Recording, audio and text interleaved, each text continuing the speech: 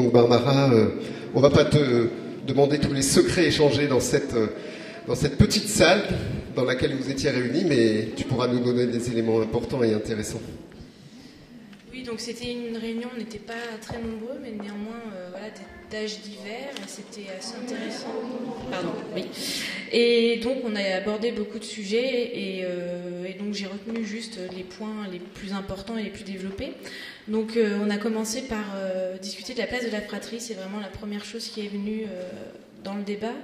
C'était la question de la confusion en fait qu'on peut avoir en tant que fratrie, qu'on soit aîné ou cadet d'un frère ou d'une sœur atteint du syndrome, c'est qu'on se retrouve forcément dans une place d'aîné en fait, quel que soit voilà, qui est dans un rôle protecteur, donc ça se fait de manière assez naturelle généralement, et donc voilà, ce qui est ressorti, c'est que généralement on prend des responsabilités qu'on ne prendrait peut-être pas autrement, ou si on avait qu'une fratrie sans syndrome particulier, et que c'est donc une responsabilité qu'on prend et qu'on ne le vit pas forcément non plus comme quelque chose de normal. On a bien conscience aussi, quel que soit notre âge, que c'est pas forcément un rôle qu'on va demander aux autres ou qu'on va se prendre soi-même, et que c'est pas forcément quelque chose de plaisant. Je sais qu'il y a des reportages où il y a des témoignages qui sont faits qui disent que les fratries prennent ce rôle très à cœur, qu'ils aiment ça. C'est pas forcément le cas, je sais que c'est beaucoup dit comme ça, mais c'est pas forcément le cas. C'est pas parce qu'on prend cette place naturellement et qu'il nous semble légitime de la prendre que c'est quelque chose qu'on fait avec plaisir, et ça peut être une contrainte. Je dis pas que c'est forcément une contrainte, mais que ça peut l'être. Et donc cette responsabilité qu'on va prendre dans notre enfance, adolescence et même à l'âge adulte, toute notre vie finalement, elle va s'imposer par différents moyens qui vont être par exemple par le processus de comparaison entre les fratries. Donc on va se dire que si mon frère ou ma sœur ne peut pas manger telle chose, ne peut pas faire telle chose, je m'interdis moi-même de le faire. Et donc dans ce cas-là, on prend la responsabilité soi-même de se contraindre, ce qui n'est pas forcément qu'on ne ferait pas dans une autre situation, et que si on avait un frère ou une sœur qui n'avait pas un syndrome, on dirait s'il ne peut pas le faire, tant pis. Mais là, le fait qu'il y ait ce syndrome nous fait prendre conscience d'une certaine responsabilité, de certaines choses comme ça.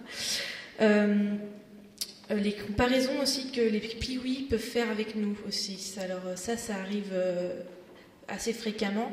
Ils disent oui, lui tu lui as mis une cuillère de plus de riz dans son assiette, et puis moi. Et du coup, à partir de là, ces comparaisons font qu'on est obligé de se contraindre, non pas parce qu'on a envie, mais cette fois parce qu'on sent que si on ne le fait pas, la colère va arriver tout de suite, et du coup ce genre de choses. Ou par exemple se coucher à la même heure aussi, qu'on soit cadet, on ait 2 ans de différence par exemple, et qu'on a un frère ou une sœur aîné qui, Prader-Willi, a besoin de dormir plus tôt, mais ne l'accepte pas en tant que tel. Nous, en tant que aîné, on va être obligé, ou cadet, de se coucher à la même heure pour éviter des crises, qui nous contraint aussi et nous impose une certaine responsabilité qu'on n'aurait pas autrement. Voir des amis sortir aussi, comment on fait quand on sait que notre frère ou notre sœur, lui, en a moins, il n'a pas la même capacité de pouvoir sortir avec ses amis comme nous on l'a. Est-ce qu'on prend la responsabilité du coup de se contraindre soi-même et de ne plus sortir? Enfin voilà, il y a ce genre de questions qui se posent aussi. Et du coup qui nous amène à nous questionner sur notre propre liberté au final, que nos parents ne nous imposent pas forcément. Mais ils nous imposent des fois aussi certaines choses. Par exemple, les parents sont très soucieux de l'intégration des piouis dans la vie sociale, quelles que soient les manières, et généralement ils se disent tiens, on va passer par la fratrie, on va dire à son frère ou sa sœur de l'emmener au cinéma avec ses copines ou ses copains, ce qui nous, en tant que fratrie normale, déjà en général on n'a pas envie du tout d'emmener son petit frère ou sa petite sœur ou grand frère ou sa grande sœur au cinéma avec nous, avec nos copines, nos copains, et ça devient plus problématique quand le frère ou la sœur a un handicap, parce qu'on se dit qu'il faut le faire pour lui et qu'il ne peut pas le faire par soi-même, etc. Et des fois, les parents nous incitent un peu, allez, emmène-le, allez, hein, ça nous arrangerait bien. Voilà. Et donc, voilà, il y a cette question-là de est-ce qu'on dit aux parents, bah non, il est hors de question, j'ai pas envie, ou est-ce qu'on le fait, est-ce qu'on se contraint, voilà, il y a ces questions qui sont aussi qu'on formule pas forcément avec les parents, mais qui sont quand même là assez régulièrement. Et le fait de les garder aussi quand ils ont 15 ans et que nous on en a 18 ou voilà, et que on nous demande de garder notre frère ou notre sœur, sachant que voilà, c'est pas forcément quelque chose qu'on a envie de faire et qu'on se dit qu'il est très grand pour se garder tout seul, mais bon, les parents sont inquiets, donc bon, bah, on va le faire quand même. Mais voilà, il y a aussi ces responsabilités qu'on acquiert au quotidien, voilà, qui nous viennent de différentes manières et qui nous questionnent en tant que fratrie sur est-ce que c'est notre rôle ou pas, est-ce qu'on a le droit de s'imposer ça ou pas, et comment est-ce que c'est... Voilà. Et aussi, dans les discussions, on a parlé du fait de jouer ensemble. Est-ce que c'est facile de jouer avec son frère ou sa sœur Prader-Willi, sachant qu'ils ont tous une déficience plus ou moins avérée. Et donc, il s'avère que c'est toujours assez compliqué, dans le sens où, même si on est proche en âge, du coup, on n'a pas forcément les mêmes jeux.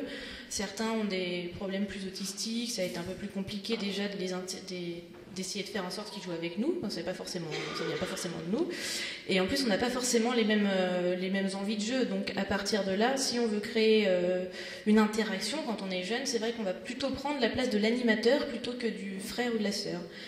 Et c'est vrai que c'est quelque chose qui est pas mal revenu. C'est oui, bah moi quand je joue avec lui, bah du coup je lui fais faire des puzzles, je lui fais faire un machin. C'est pas on fait ensemble, c'est je lui fais faire.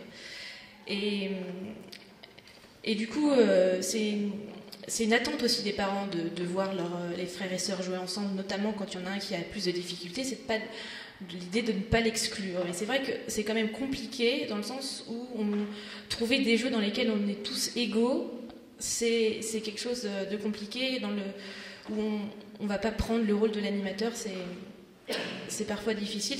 Généralement, c'est plus simple quand on est adulte, hein, de faire des sorties ensemble. Aller au cinéma, voilà, ça impose pas un rôle d'animateur et voilà. Et donc dernière chose qui est beaucoup ressortie, c'est l'idée de s'adapter au Pee-wee, quelque chose qui est vraiment qui a été vraiment flagrant, mais pas dit de manière très explicite. C'est l'impression qu'on doit toujours s'adapter au Prader-Willi, mais que eux ne s'adaptent pas à nous. Et que pourquoi ce serait toujours nous de nous adapter à eux et que de temps en temps ce serait pas à eux de faire l'effort de s'adapter à nous. Ou voilà, les heures fixes pour manger par exemple, ça peut être une contrainte, c'est une contrainte pour tout le monde évidemment, mais les fratries aussi connaissent ce genre de contraintes et se disent finalement ils deviennent des tyrans à la maison parce que c'est eux qui imposent tout le rythme de vie. Et du coup, ça contraint les libertés des fratries qui aimeraient avoir plus de liberté, de s'épanouir en tant qu'adolescents et qui du coup se retrouvent contraints par cette espèce de tyrannie de la maladie qui prend le pas sur toute la vie familiale. Et aussi sur le fait que les parents font vraiment attention à ces questions de rythme et de s'adapter au syndrome et donc sont toujours très prévenants pour que la personne Prader-Willi soit épanouie, qu'il n'y ait pas de colère, que tout soit bien réglé. Et on se dit au final, et nous aussi, on pourrait avoir certains désirs qui sont du coup pas entendus puisque le syndrome Prader-Willi prend le dessus sur les désirs des autres fratries. Et ça a été quelque chose qui a été relevé de manière moins consciente qu'inconsciente, mais qui est quand même revenu... assez souvent sur le tapis, voilà, dans la réunion. Au niveau de tous les âges, oui.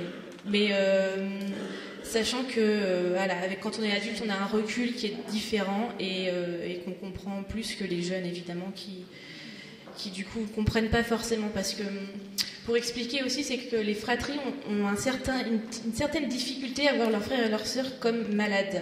C'est quelque chose que nous, on a vraiment du mal à appréhender parce que pour nous, il est notre frère ou notre sœur et c'est tout, quoi. Il n'y a pas de différence et qu'on a du mal à comprendre pourquoi les parents font autant de différence, eux, entre nous et ses frères et sœurs malades.